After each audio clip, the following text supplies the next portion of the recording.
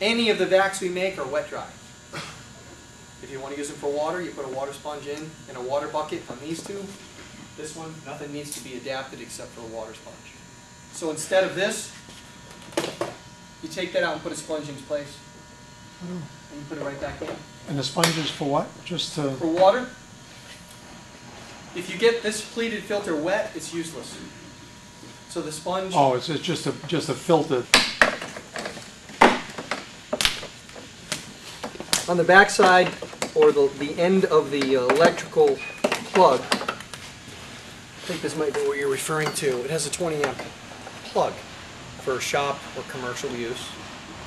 But on the go, you may not have that plug. So there's an adapter, which basically just realigns the plugs to fit a domestic plug. Sinks in kitchens, typically GFI plugs, have that adapter in more modern homes. In older style homes, they don't. So you have to use more conventional. All the vacs are anti-static. Anybody ever get a static discharge from a vac? You walk on a rug, you get lit up, same thing happens. You suck up any kind of dust or any kind of vac. I don't care what the dust is, it creates static electricity. In most cases, any kind of composite creates more. There's a problem where guys are using sanders on boats and they get discharged, they get an arc because of static electricity. This can't happen. Inside the hose, there are metal windings that create a conductive path from sander to vac, so the charge or discharge is within the bless you. Inside the vac, below are your HEPAs.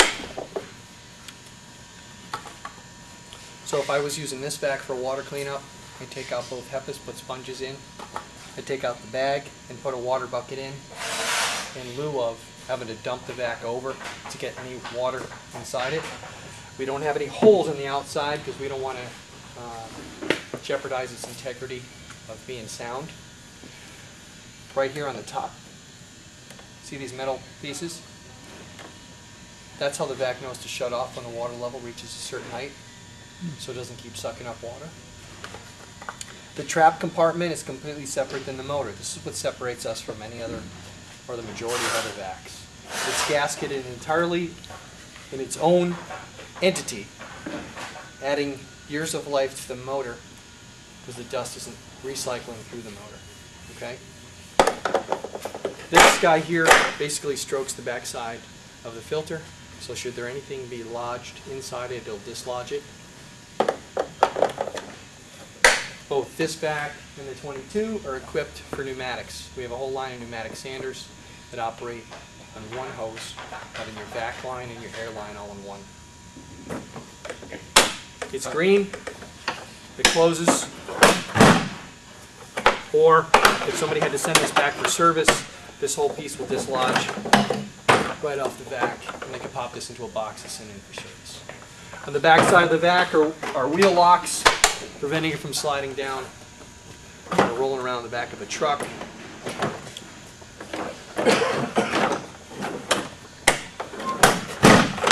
These two holes here are knockouts for a electronic switch for your pneumatic. This particular vac, I just stuck the cap on it, so when I'm in the back of my van, I don't smell whatever's in it. You know, it just keeps it contained. Optional handle can be put on either vac. And there's also an optional boom arm that brings the hoses and wires above the working surface.